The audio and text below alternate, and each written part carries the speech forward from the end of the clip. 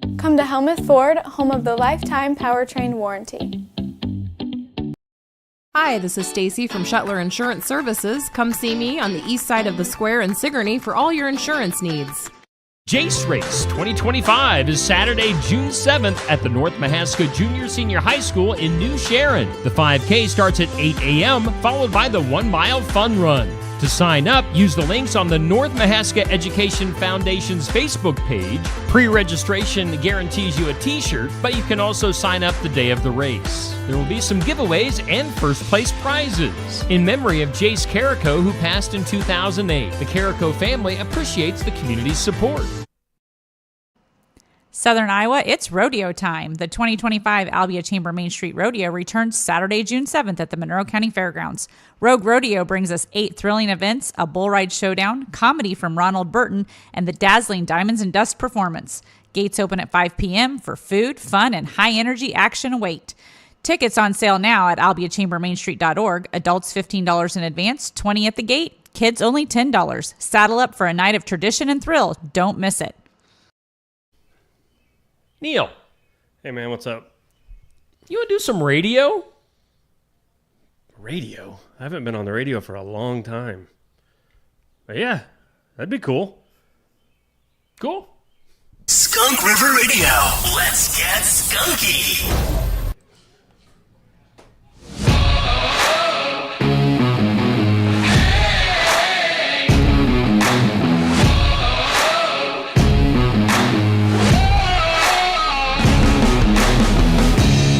Hey, and welcome in. We are live from the Pizza Ranch in Oskaloosa, and we've got Tuesday night tune-up. Yes, we are back on the air.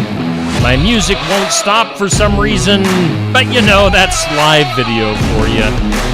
Here, how about I do that? Get rid of it. So yeah, we are at the Pizza Ranch in Oskaloosa. Tuesday night tune-up, back in the friendly confines of the Oskaloosa Pizza Ranch. Back with the friendly face. Oh, you thought I was going to say you, Safe Grafke. Back with the friendly face of Marla, the manager here at Pizza Ranch. Well, that'll Safe, work too. Safe, take it away. Okay, well, thanks, Steve, for that. So real quick, Steve, I did wear my red tennis shoes and my blue jeans. Maybe Marlis could whip you up a quiche Lorraine real quick. If no one knows what we're talking about, you need to go back and watch Just another morning show. Just another morning show. Some good times this morning to be had on there. But no, so we are back with TNT, the Tuesday night tune-up, and we are live from the Oskaloosa Pizza Ranch. And again, we have Marlis back with us. You had Nice to be back. Yeah, you know, we missed you there the other week. We missed you for 2 weeks in a row. Yeah, I tried to dip out tonight, but you guys wouldn't let me. No, you only get one dip out. shot. One dip out, and you took advantage of it early on. So, I did. no, so Marlis is a little busier here tonight than normal, even though you have the Kids Eat Free. You do have another event that we have talked about, but it's actually happening here at the Oskaloosa Pizza Ranch tonight. It is, and it's fabulous. We can't keep up with everybody, but everybody seems to be happy with it. Was I not close enough? Hold on. We're making her get more uncomfortable with her getting closer to the mic. There we go. So we have our Community Impact Night for the Knoxville Nazarene Church Youth Group. We do still have 2 baskets for a silent auction bid, so you can call in and still bid on those. It's been posted to our Facebook page. These kids are getting ready to go to Texas for a missionary trip, so this is all for a great cause. We are blessed that everybody came tonight. Yeah, absolutely, and that's just another great thing that Pizza Ranch does in our Absolutely. communities here. It's very amazing to see the work and the effort going back into our communities that Pizza Ranch likes to give. And if a group is interested in doing one of those community impact nights, what's the best way to go They about can that? call me. They can email Pizza Ranch. Go to our website. They can email the Pizza Ranch. They can come in. I'll do whatever for a community impact night. Anything that's going to help somebody else that needs it. Absolutely. Well, that's amazing. Well, we're going to let you get back to your busy Thank night you. out there. We're going to take a quick commercial break, and we will be back in just a few moments. Don't go anywhere.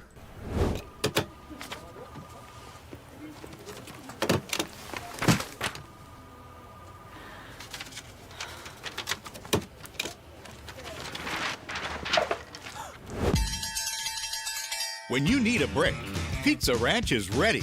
Rough day or good day, sometimes you just need a buffet. And we've got all your favorites always ready to serve. Come to the place that puts a smile on your face. Make it a buffet day at Pizza Ranch. At Nutrien Ag Solutions, we are dedicated to your success. We partner with growers like you to expand your possibilities with unparalleled offerings. Your unique challenges are met with more customized solutions than anyone else can offer. With you, we're feeding the future together.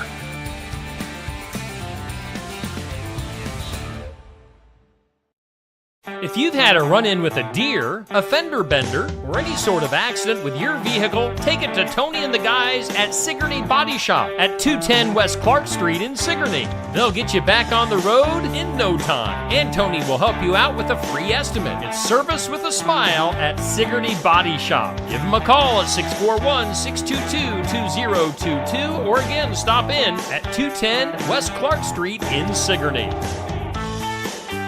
Julie's Homestyle Cafe at 216 South Market in Oskaloosa is a small place with a great big taste of home cooking. Established in 2009, Julie's Homestyle Cafe serves breakfast, lunch. You can have a slice of pie, dessert, and soft drinks. Julie's Homestyle Cafe is a veteran-owned cafe serving traditional breakfast and homemade lunch meals just like Mom used to make. Find more information at julieshomestylcafe.com or follow their page on Facebook.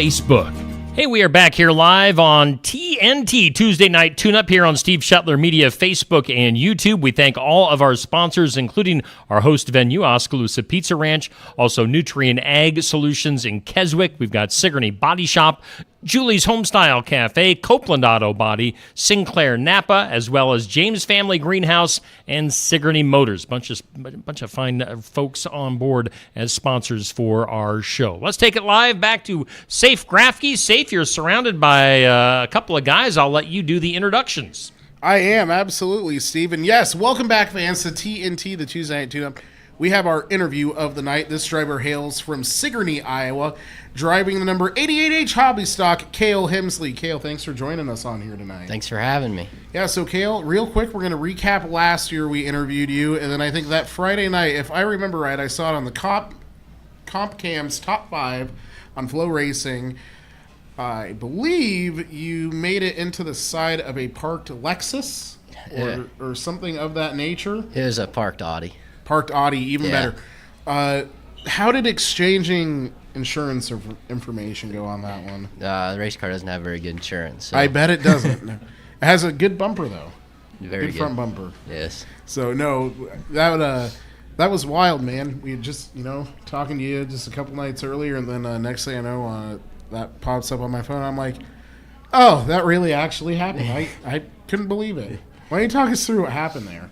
Because that was interesting in and of itself. Yeah, it was a heat race at Marshalltown, and we were coming out of the corner, and I was working my way up, and I got hooked by the car on the outside, and he shoved me up and off, and we hit the grass, and it was like ice. I tried locking up the brakes, and then right in front of the Audi. Tried turning the wheel.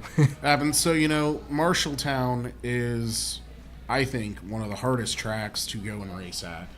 You look at the guys that go there and compete every week. You look at, you have a lot of the chassis builders that are in that area, so they have house cars there and whatnot. And you are having a stellar year so far in, picking up wins here and there and whatnot. How does that feel to be able to go to a track like Marshalltown and be competitive in a hobby stock? No, it's a huge accomplishment. I mean, when we first started going up to Marshalltown and Boone and even Vinton, our goal leaving the house was just to make the feature. Right. I mean, there's enough cars that there's usually a B main. So, just making the feature was a goal, and as it's involved, we've come to the point now we show up and we're there to go for a win. It's definitely stout competition at Marshalltown, Boone, Vinton that's where the best are, and that's where we go to race. Yeah, and so I think one thing that's nice, we do have Cole over here. Maybe Cole will decide to ask some questions here at some point. But Cole, you have your dad that helps you out, and you have your dad Randy to help you out. How key is that to have a parent figure that is so involved that they put in so much time and work with you guys?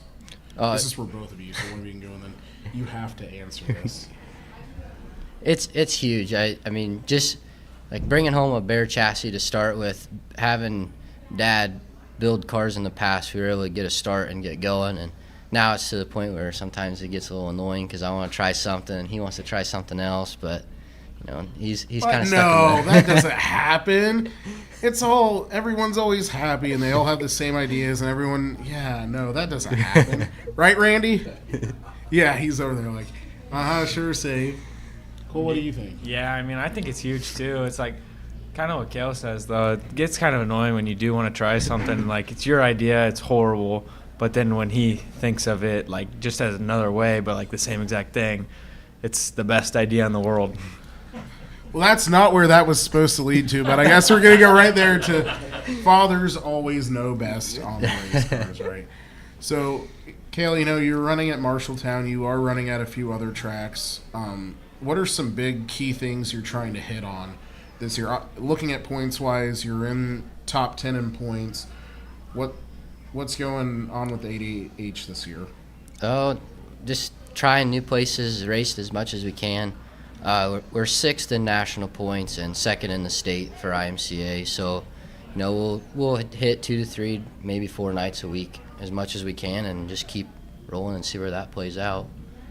Absolutely. And that's huge right there. I mean, points chasing is tough. IMCA, obviously, and arguably, is the toughest class or sanctioning body to run a hobby stock in. Looking at the caliber of drivers, looking at all of that, and you being younger, and you look at some of these guys that have been doing it for, 15, 20 years, even a little less than that, but, you go up against that. How does that feel right now for the position that you're in?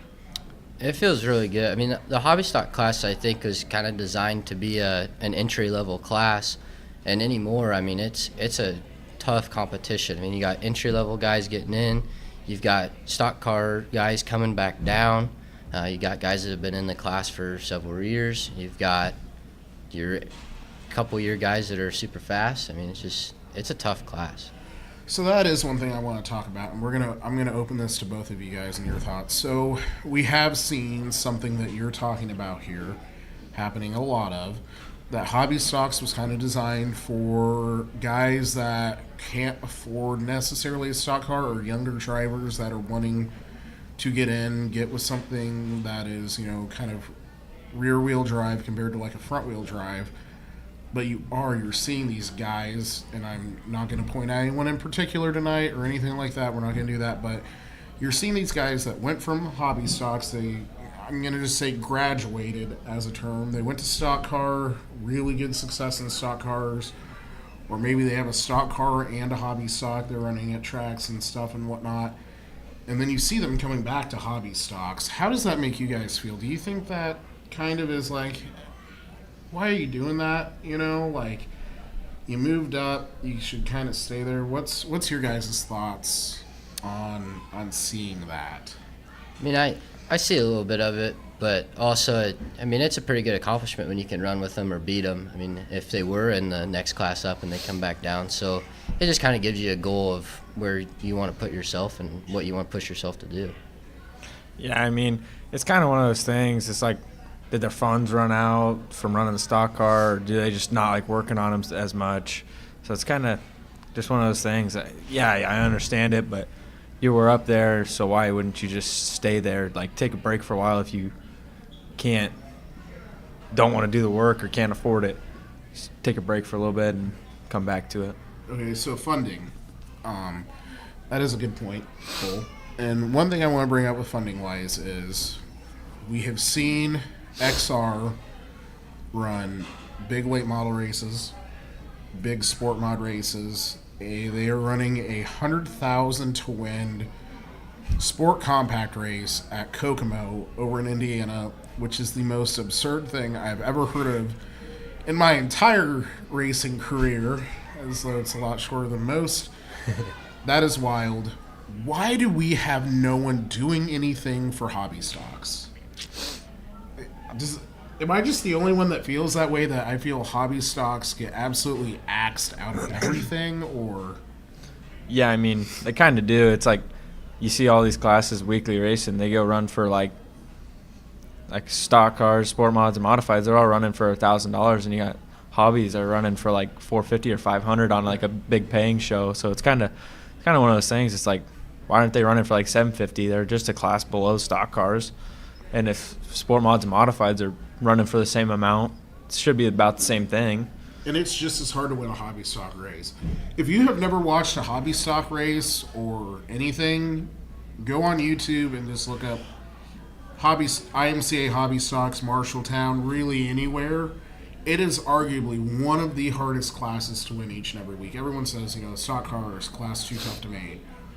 You're right. It is very tough to win a stock car race. It's hard to win a modified race. It's hard to win any of these classes, but hobby stocks are not as well equipped as these, and they're not getting, I think, the recognition that you guys deserve. So now let's hear your review on what your stance is on that, because I just think it's, I just don't agree.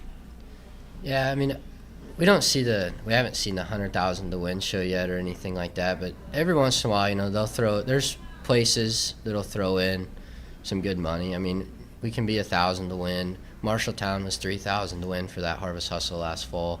So, I mean, it's kind of hit and miss, but I don't understand why we're not up there a little higher as far as like weekly pay. Like, we are putting on one of the better shows, and I mean, we're not that far behind everybody else. There's a lot of technology going into the hobby stocks, just as much the other classes. Absolutely, and that's one thing that's changed a lot in hobby stock is technology. And I think the big thing was a couple years ago is when the tire that everyone was using was a Primewell. They were very well known on the hobby stock side. They got axed, COVID ruined everything, yada, yada, yada. What are you guys seeing now on a tire side that's different than when they had the Primewells? Is it better, worse, and different at this point by now as technology is trying to catch up with that? What are you seeing? I think everybody's kind of found their tire. I mean, at first, a lot of people didn't know what to do. It was kind of a rat race, and I think everybody's kind of settled in and figured out what they like to run. You pull in and a hobby stock will go by on a trailer and like, oh, what kind of tires they run? And everybody's got something different on. I mean, they're running 2 of this and 2 of that, or 3 of these and 1 of those, and it's just everybody's kind of finding that tire that fits them. Because if I'm wrong, really it seems, at least what I've seen, the 2 big ones were Kenda and Firestone. Has that changed some? Anyone? Yeah, you see a lot of the Kendas. There's some Advantas. There's a Douglas. I'm not even sure. There's a Foursome. There's some different random ones out there that I'm not even sure what the name of them are. Milestar. Oh my! So guys are for the most part, they're finding. It's still kind of in that testing stage. I want to say, trying to find the one that actually works the best. Yeah, it's definitely not like the Primewell. I mean, when the Primewell was a thing, I think every hobby stock was on Primewells, and now you got a lot of different tires. And do you think that's helping or hurting? I'm not sure. Is it kind of? I mean, because I don't want to say it was level when there were Primewells, but that was just the standard, and now it seems like there really is no precedent standard. Have you noticed a difference when you were testing tires? Is one a little better than the other? Or Randy's over here shaking his head. Yes! Yeah. Yes, safe. What did you see? Well, when we first we weren't sure like what to run. We were kind of just looking for tires. I ordered just like 5 or 6 random 205 70 15s, and we had some that were garbage. I mean, they just chunk out right away, or they wouldn't even get a night on them. And we found some good luck with the Kendas, the Douglases, even the Milestar's not a terrible tire. But as far as an advantage, I mean, yeah, the Primewell was everybody was on it, but I'm sure there is a little bit of an advantage out there as to, if this tire suits you or you're burning it off or whatever else, but that's just kind of personal, what fits your driving style. So that's another thing I want to bring up is when you talk about tire wear in a hobby stock. Now, obviously, it's a completely different tire. You guys are running like a trailer tire, essentially like a tire you would put on your car trailer. It's not a Hoosier like what he gets to run over here or anything. So it seems like you go to different tracks, and they always have different lineups for the hobby stocks. In your opinion, what is the best position in a lineup to be for a hobby stock? I'd like to run dead last. Like Gut it's slick. slick? Yep, got slick and smoothed up, and makes it a driver's track. Everybody's slowed down. When it's tacky and hammered down, anybody can hold it wide open and turn the wheel left, and that can cause a lot of problems. Cool. Where do you like running in the program? Probably like last or second to last, just because kind of like he said, me and Dad were talking about this the other day. Like CJ, yeah, it's blowing dust, but it's slick, and it takes a driver to drive. And instead of just worrying about just the pedal, now you got to worry about your steering wheel. You got to worry about where your brake bias is set. You got to worry about the throttle pedal. It's just way funner to do, because then you see the guys that can run up there when it's wet, but then you get them on a slick track. There's some guys over at CJ, you get them on a slick track, and you're like, wow, you might have been the scariest car I've ever tried to pass in my life. But then on a wet track, they look perfectly fine. Right. So for you guys, one thing that has always been evolving and changing is safety gear, with either the suits, neck restraints, helmets, all that. And then I think a big thing that has recently been coming up is receivers. What are you guys seeing as far as kind of the evolution of the receiver and the technology for, in-ear communication and stuff like that with the track officials? I mean, it's definitely come a long ways. I think pretty much everyone's got a Nitro B or the step below it, and I have the speakers in my helmet, and I wouldn't trade that for anything. It's so much nicer than worrying about headphones. Yeah, I wear the headphones. Dad's done a whole bunch of sets of the ear, what he was just talking about. People just don't like them, and he's tried them. He don't like them. So I was like, man, just give me a pair of headphones. I'm not going to go out to the track the first night and be able to not hear. Right. So. And that has evolved too. And I know that. So one thing with, I believe it's Marshalltown, they use a different frequency than everyone else. Yes.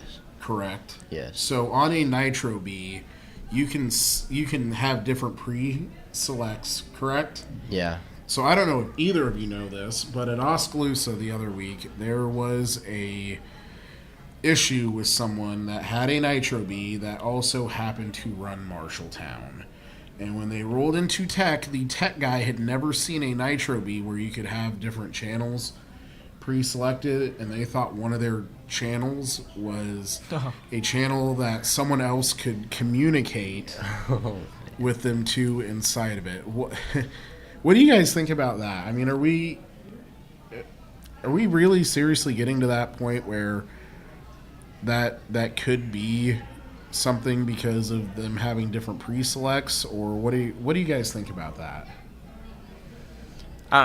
I think that having a spotter or someone to talk to you is just a huge advantage, because then I know Dad signals me and stuff. I try not to watch him just so I can focus on the race, but if I know I got a decent lead or no one's door to door with me, I'll take a look at him. But the other night when I won against Dylan, I saw he showed his nose to me high, so I was like, man, I got to go up there and give it a shot, and then did it, and then Dad's like, that's exactly what I told you to do. So some people kind of thought that he was using a thing to tell me where to go, because I lane changed like that the next lap when I saw Dylan's nose. But it's you just got to use your brain, and you got to know when to move. If you see someone's nose, you got to move. So, do you guys feel like that's what do you think is the hardest thing about being on a track and you're in first, and then you see another car either on the high side or low side? What's the first thing that goes through your brain? There's a faster line than the one I'm in. Yeah, exactly. And so then you talk about, you have to change lines or block, something like that. How hard is that sometimes? Do you really want to do that, or do you really want to try to stay on your line? I mean, because it's a really tough decision, I feel. So in your guys' opinion, what is the key thing to do there? Kind of depends on the night. I mean, Sunday night at Vinton, we took off and Brad Graham was 5 car lengths ahead of me on the bottom, and the whole time I'm thinking, man, I should probably be down there, but I felt like my car was pretty good on the top, and luckily I just stayed up on the top and was able to pull off the win. So I think it just kind of depends on the night and how much pressure you're getting and where the pressure's coming from. Yeah, I mean, like he said earlier, you know that there's a faster line, but to move down and you know that there's a faster line and you've been running this line the whole race, it's like now you got to go adjust down there. You might have to turn some rear brake into it, might have to turn some front brake into it. Then at that point, you might just be screwed just because then there goes that whole lap and they might be faster than you that one lap that you lane change, and then they might just blow around you. Like I know Dad, sometimes he'll go down, like he'll show someone his nose, and then they make it think that he's down there, and then he oh boy, yeah. He's giving away all his secrets over here. I hope your dad isn't watching. Be all right. It'll be all right. You just don't have a car when you come home. I think I just got a listing for it for sale on Facebook. No, I'm kidding. So that's one thing is you're talking about you get to add rear brake, all that, Mr. in a sport mod over here, all that. Hobby stocks, you get none of that. No. You have just the stock power steering, trailer tires, all that. So how much harder, because I don't think everyone knows this, how much harder is it to drive a hobby stock? What's a typical, let's just say, what does a typical lap look inside of the car from your perspective at Marshalltown as far as, and they're having to saw the wheel? Yeah, it's definitely a lot more hands on the wheel. I mean, but if your hands are out of control, then your car's probably not going anywhere. But I mean, yeah, it's a lot more. You got to be up on the wheel a lot more. And I mean, you don't have brake bias, so you got to. I mean, you got to feel it with your foot and how much you want to do, and kind of change pads or rotors or something to try and get an advantage somewhere, or one place rather than the other. But yeah, absolutely, and that's hard. And a hobby stock is so much different than anything else. I don't think people necessarily realize that. So the big thing is, what skill level does it take in a hobby stock to throw a good, clean slide job? I don't even know if it's possible. Like I have seen some nasty, dirty sliders. I have seen some absolute dirt nasty ones for $500. I mean, you have to be confident that you're clear. And there's guys that can do it and they can clear it and it's no problem. But then there's guys that try and pull a Hail Mary and they end up junking 3 race cars, and that's not worth it. Like, you gotta be confident and know that you're gonna clear them. So last year on the show, I was talking with someone, I think it was Kyle Harwood. We were talking about these big high dollar to win XR races. And the question got brought up to me, and I will ask you guys, if you are in a $100,000 to win race and you are leading, or actually you're not leading, you're in second, white flag lap, last corner, you have a shot, but it's going to be the dirtiest slide job you could ever throw in your whole life, and it is on your mother. Would you do it? I don't know. That's kind of a time and place. I mean, you have the opportunity. You know that you can either. It's literally going to be, you're going to win and put your mom into the fence, or you're going to have to come second, and you're going to have to hear it from your mom the rest of the life that you let her win because you wouldn't throw a slide job. I suppose they're going to get a Hail Mary. Cole? No, I probably wouldn't do it. I'd probably. Oh my gosh! I'd probably go for a half slider and drive it up to their door, and then hope that they mess up. Just because it's $100,000 on the line. Hope they mess You are up. your mom must love you. It's one of those things. I don't really want to drive someone dirty because I know second probably pays what $50,000 in those races. So either way, I'm going to be getting $50. Yeah. $50. Now $50. We might be talking a little bit dirty here. It might be a 3/4.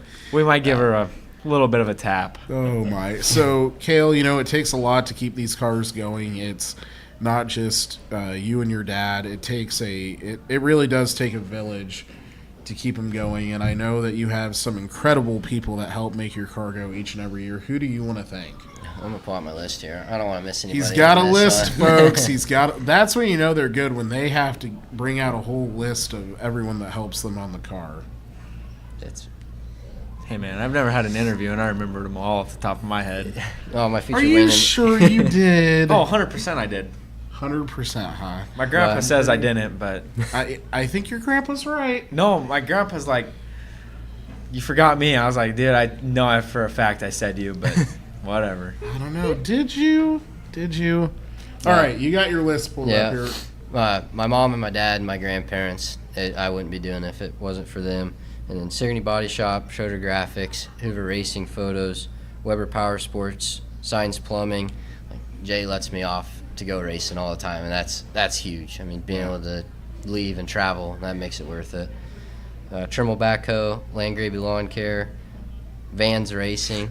Cole's always there in a pinch. Attaboy, Cole. Attaboy. Weir Mini Storage, Baumert Farms, Seth Dickey Trucking, Brothers Market, Minky Lot Livestock, and Sharky Frame, Goldfish Shocks.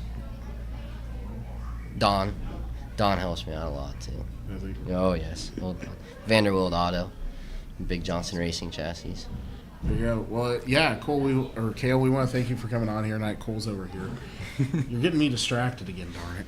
No, but we want to thank you for coming on tonight and talking with us and give us a little insight on everything that's going on with the ADAH team. And if someone's watching and they either want to find out more about your team or they want to catch you at a track, why don't you tell us a little bit about everything you have going on social media and then what tracks you're going to be at?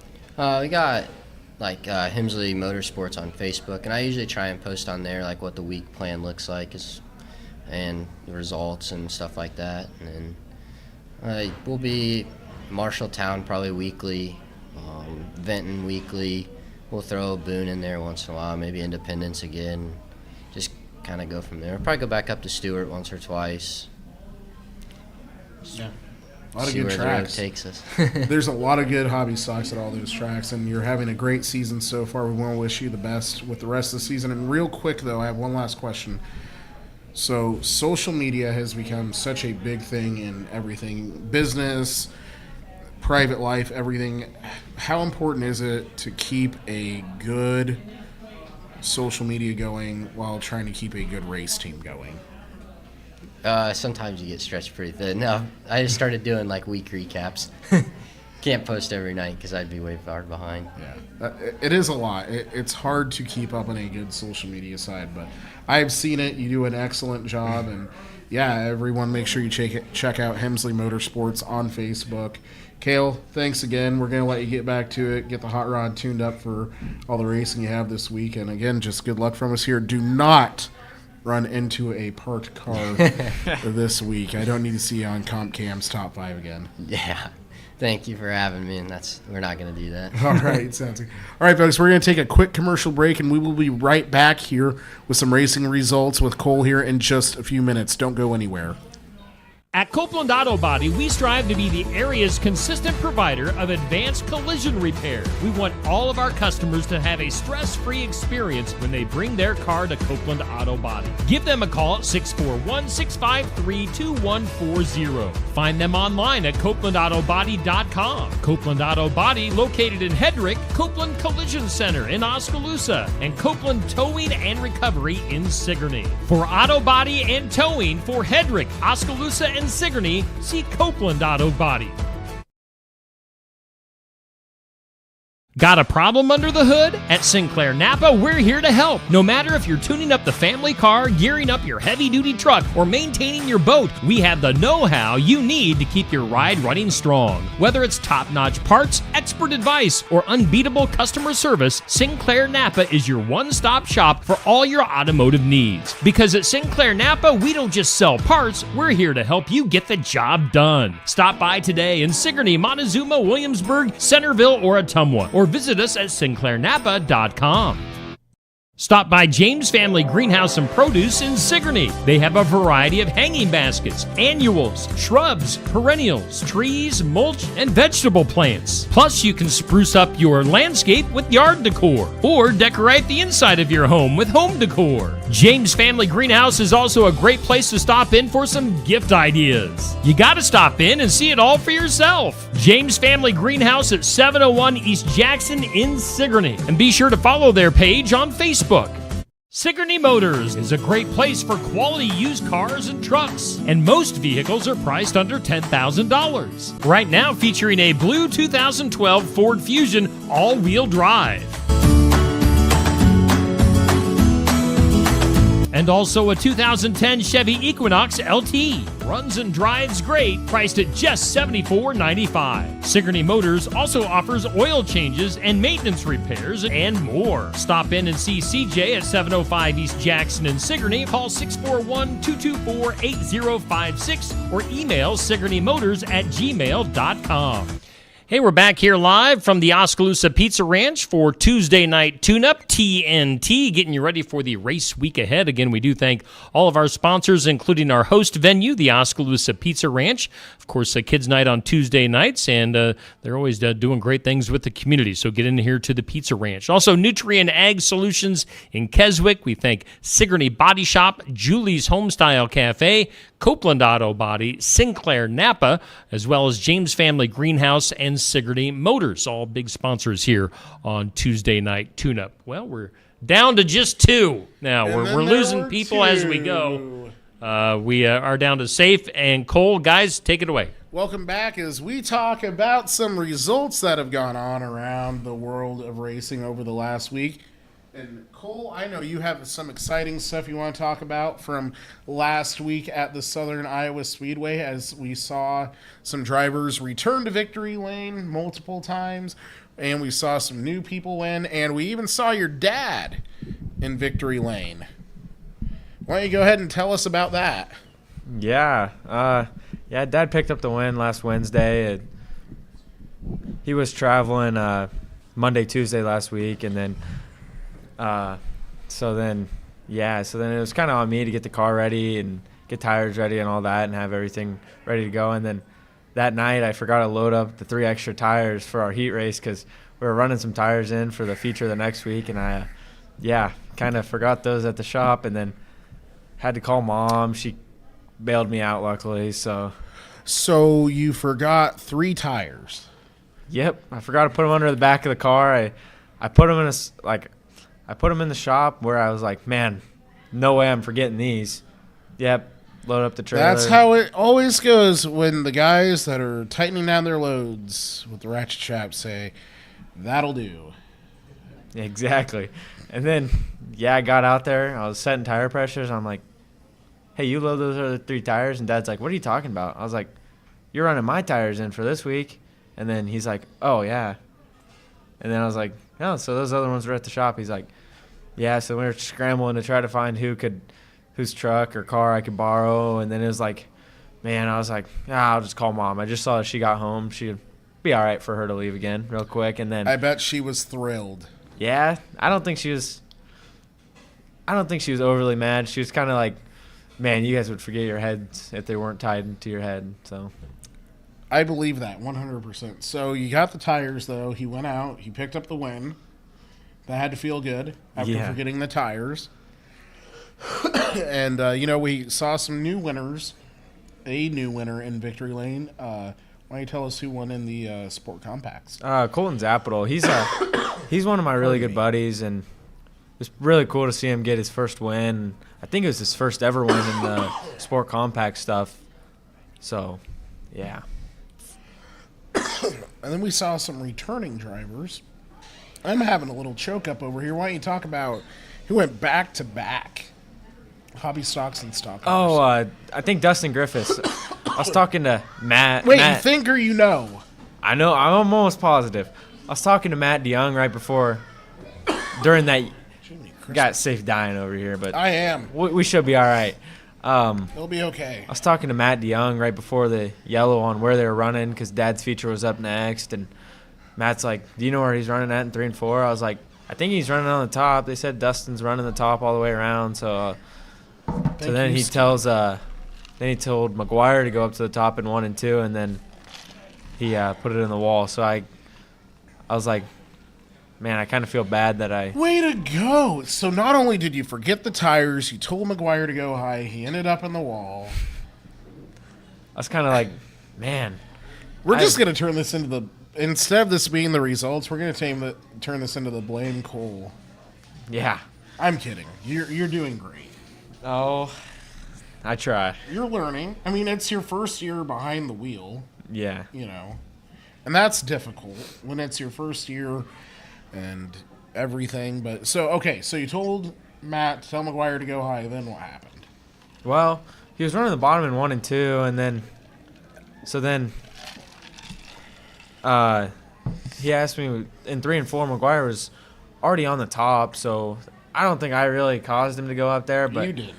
I think McGuire kind of second guessed himself on if he was clear or not, and then when he realized that he was clear, he already sent it in there too hard. And with the sport mod, yeah, you can do that. With the stock cards, like, you got no side bite, so it's kind of hard to send it in there real hard and throw a slider in one of those, because then you really never have right rear traction. I mean, you do, but you don't. Well, and the thing was, he wasn't the only car that went into the wall. Steve Byers went in there pretty hard in the B17 car as well. Took a little bit of a tumble there. Wasn't that his son? Was it? I'm getting told yes. I thought it was... yeah, that's right, Steve. Because yeah, I think Steve is running a vintage car now or something like that, and then I think he's planning on handing the wheel over to his son. So I think he got some laps down at Eldon the Saturday prior, and stock cars are tough. It's tough, especially in those situations where it's kind of do or die almost, and it's a tough track, especially when it gets a little dry, gets a little marbly up there. Yeah, but like you said, without that side bite, that makes a big difference, especially in a stock car. Yeah, I don't know if I'd ever hop in one, but I mean, if someone offered me, I'd probably be like, there you go, folks. If you have a stock car ride and you're looking for a driver, this guy right here, he'll fill the seat. Yep. I mean, I could probably go double duty at night. I don't know how much really? I don't know how much Dad would like it, but I don't think he would. No, he's kind of. I mean, when I'm in the. Normally, like when we're talking about setup changes, the other night we were talking about doing a couple things. He's like, I don't know if I want to do that. And I was like, what's the worst thing that's going to happen? We get past the first lap. He's like, yeah, you're right. Let's try it. You know what? I think that would be pretty entertaining for you and your dad to race stock cars against each other. Oh, he'd run circles around me. What? You think so? I think you could. I don't know. It's different than a sport mod. I think in a stock car he would, just because he's so used to like the late model, pavement late model stuff that you got to drive so straight to be quick. So I think that would help him. The sport mod, I think I could probably give him a run for his money. Ooh, hear that, Curtis? That's it. We're gonna have to have a showdown here at like Columbus Junction or something against you two. Now, I would go out of my way to make sure that I saw that. I'll film it live on Steve Shetler Media. Curtis versus Cole. A 2-lap shootout. No, 3. 3-lap shootout. You think that would be fair? Nah, Green, white, checkered? I think we got to go 20 laps. Just 20? I think once he gets wore out, I think that's where I'm going to shine. Because last time he raced CJ, he's like, man, I had fun, but man, am I tired now. So it was like, yeah, I think I could hold him. Oh, boy. Well, we're just going to bypass that. You just called your dad out there pretty hard. You know what? I want to see that now. Curtis, you got to accept the challenge. It's done. Steve's going to help pitch in for this. Randy's like, I want to see that. Kale's over here like, yes, make it happen. We're going to make it happen. You guys are going to have to duke it out here. I think that'd be pretty fun to watch. I mean, I think it'd be a pretty clean race. I don't think I wouldn't try to rub his door. I don't know what he'd do to me, but I think he'd rub me clean. I think he would make you second guess a couple things a couple times, but I just don't know if he could lose to me. I don't think he could. You guys are both very competitive. You don't show it, but you are very competitive. Both of you are. Yeah, he's really competitive. Me, I'm kind of like, yeah, I want to win, but I'm just there to make laps. Right, and speaking of competitive, we had some great World of Outlaw racing over the last few days. And one guy that is arguably one of the most competitive late model drivers right now, Bobby Pierce, did not win a race. It happened. He did not win a race.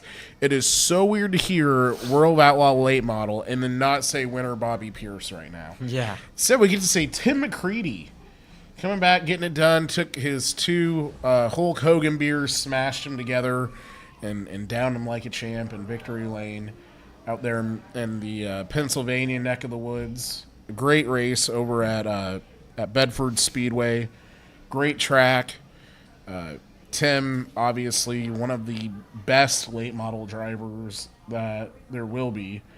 Hasn't won as much lately. Now he's getting some traction. He's still top 10 in points as they're in that swing right now. I think they call it Ohio, Pennsylvania, like speed week. So they start kind of in Ohio. They work through Pennsylvania, all of Pennsylvania, and then they end up at, I think it's Port Royal. Yeah. But they don't, that Port Royal is technically, I can't remember if it's technically in Pennsylvania or not Pennsylvania. It's like right on the border there. It's kind of weird.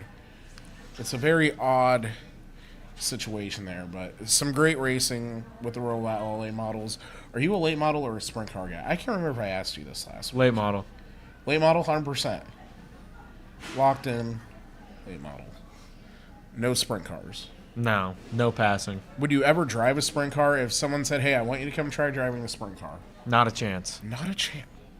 Kind of shocked by that. Not going to lie.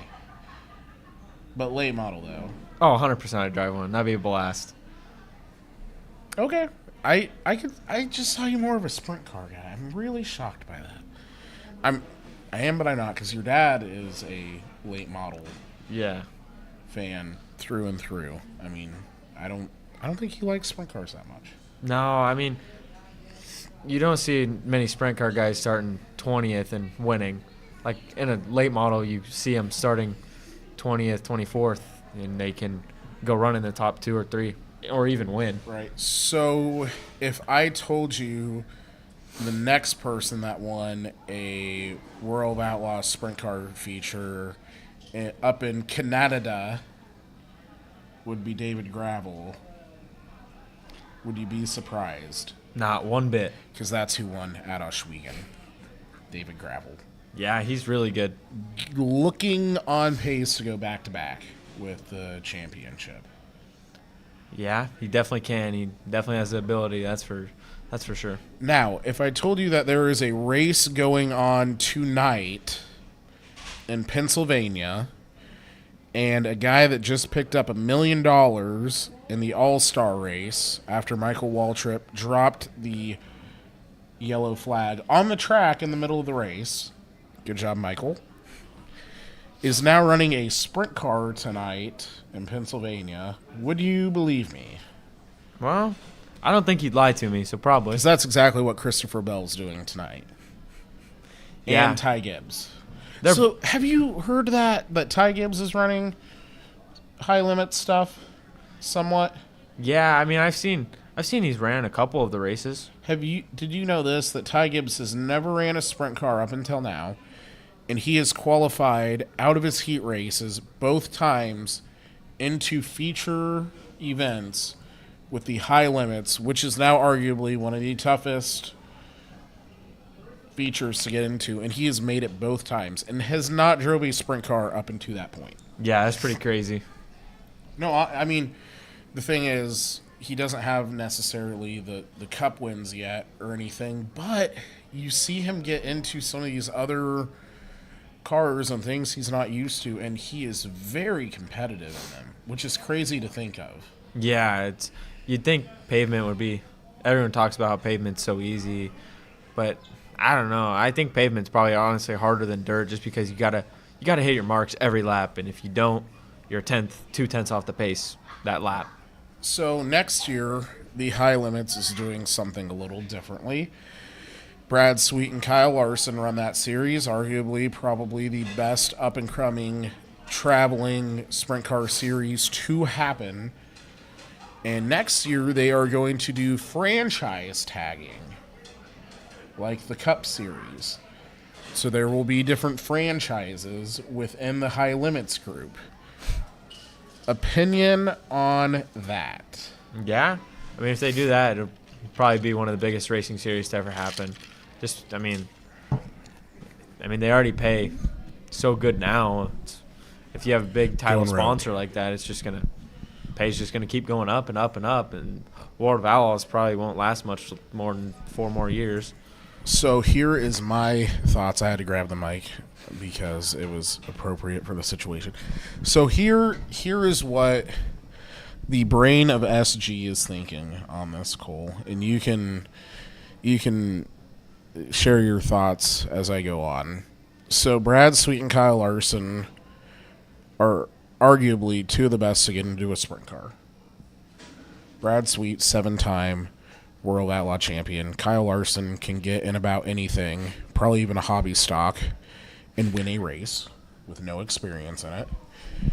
So you look at what they're doing with High Limits, and then you look at any traveling series. I don't care if it's World Outlaws. I don't care if it's ASCS. I don't care if it's Lucas Oil Late Models or XR or anything.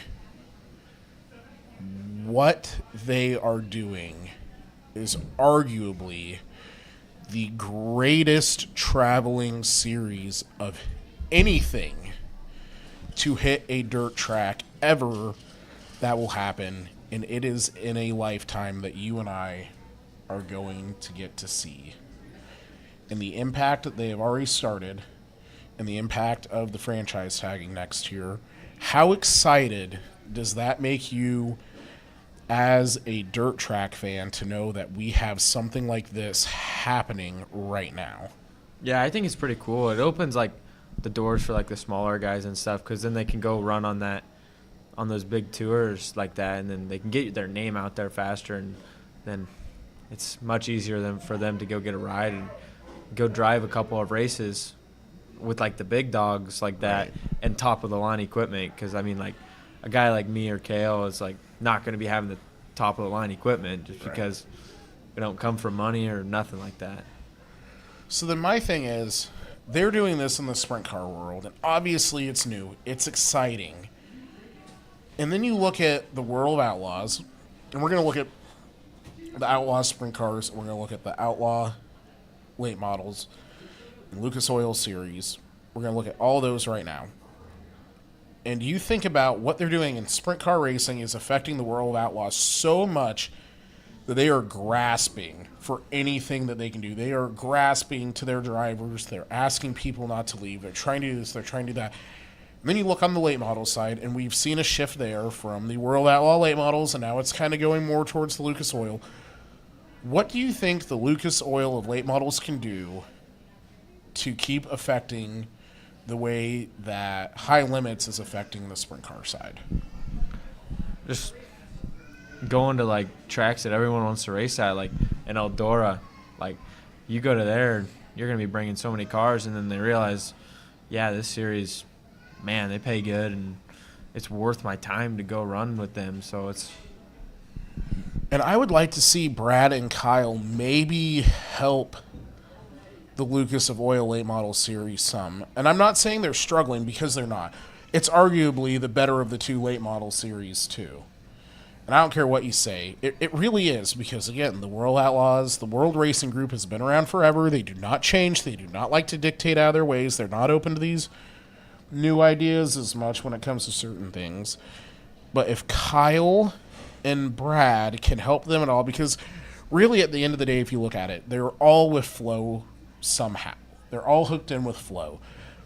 When Tony Stewart had bought Flow, and then all of that happened, and it became big, and now they're into like bowling and wrestling and all sorts of stuff. They knew that they were in a huge market, and they wanted to keep growing. And then Brad and Kyle are like, hey, we got this idea for a sprint car series, and Flow's like, cool, we'll help you. No one else is doing this. No one else can touch this. There will never be anything like this ever again. And the amount of support that Flow gives, I would love to see something happen more exciting on the late model side. Late model racing is great. I went to the Dome last year. That was great. I've been out to the Dirt Million and watched Jonathan Davenport dominate out there and then back it up with the Dream that unfortunately rained out. But it's great racing, and you never have anything like this. And if the Lucas Oil Late Model Series can pay attention to what High Limits is doing and back that up on their end, it is going to be the two greatest traveling series that will ever happen. And then you look on the modified side, you have USMTS, and I love what Todd is doing there. It is a great series there as well. So now you can have an elite trio of 3 great traveling series. And that's going to happen in our lifetime. You know, I don't think people realize that the stuff that's happening now is some of the most exciting things for any dirt track fans to ever happen. I mean, you look at when Randy, who's still here, Hemsley. Randy, when you were a kid, you had the World Outlaws, and that was huge. And what they were doing for a while was really exciting. And then they stopped doing that. Now we have Kyle and Brad backing that up. I think the late models is going to follow soon. And they have Todd doing everything he has with the USMTS side. It is so exciting right now as a dirt track fan of any form of it. Yeah, it'd be pretty crazy to have USMTS, Lucas Oil, and High Limits all at the same racetrack one night. I think that would There you go. Yeah, it can be done. I think it'd bring in a crazy amount of fans. It would. I went to Mississippi Thunder Valley where they had the USMTS mods and the World Outlaw Late Models. And that's the only thing the World Outlaw Late Models has ever got right, was partnering with Todd for that race up there, because it is so exciting, because these guys get in the modified. They run the modified against the USMTS guys. The USMTS guys kick their butts. They get back in their late models, and then they're all pissed, and then they try to go out there and race around that track for a victory. And it is so exciting because they can't beat the USMTS guys. And then some of those USMTIs get into late models and they can't win the feature, and it's a World Outlaw guy. It's like, to see something like that happen now, if the Lucas Oil late models can run a race with the high limit sprint cars at a track, would be super exciting. And then you could throw the USMTS into there, and then you have something all of its own. That will never probably happen again. No, that would be really cool if Brad, because I know Kyle Larson, he likes driving that late model, so it'd be pretty cool just to, like, on the same night run a late model and a sprint car show. Yeah, absolutely. I think there's a lot of exciting things. I can't wait to see what Brad and Kyle have up their sleeve here for the future of High Limits. Flow, they're going to continue expanding and bringing new ideas to the table. We're in a really exciting place, folks, and that's what's great right now about dirt track racing. We all need to go support our local dirt tracks, and here's how you can do that this week. Weather pending, the Southern Iowa Speedway will run tomorrow night. Hot laps start at 7:15. We will have some great racing at the Monster Half Mile. Is your dad going to be there tomorrow night? No, I don't think he's gonna, just because I think he's coming back. It's because you forgot the tires. Yeah, it's all my fault, probably. It's not. No, so we have racing tomorrow night. Again, weather pending at the Southern Iowa Speedway. Friday night, Marshalltown, Columbus Junction. Just, great tracks there. Saturday night, you have 34, I believe, runs Saturday night, if I'm not mistaken. Another great track down there that Brad Stevens runs. That's just a great facility down there. You can go to Knoxville Raceway and watch some good sprint car action. I know last week they had 41 410s, something like that at Knoxville, which is really good for a weekly show there. So there's great racing action. Just make sure, whatever area you're in, wherever you're watching from, find a local dirt track near you. It is so easy to do now with the capability of technology to find a track near you. Make sure you check out Steve Shetler Media if you want to rewatch any of this. Again, we want to thank our host venue, the Oskaloosa Pizza Ranch, and it's not up there again, Steve. I'm gonna have to talk to someone and get it here. You Is can it in slap front of the me happy today? hour. Happy hour, $9.99 buffet, Monday through Wednesday, 2 to 4, and on Thursday nights, come check out Wing Night. Do you like wings? Yeah, they're I'm pretty getting good. too passionate about wings up here. They have an incredible wing night Thursday nights, $9.99, all you can eat wings. Make sure you get up here. Neil and I are going to have a wing eating contest here sometime. Not sure when yet, but it's going to happen.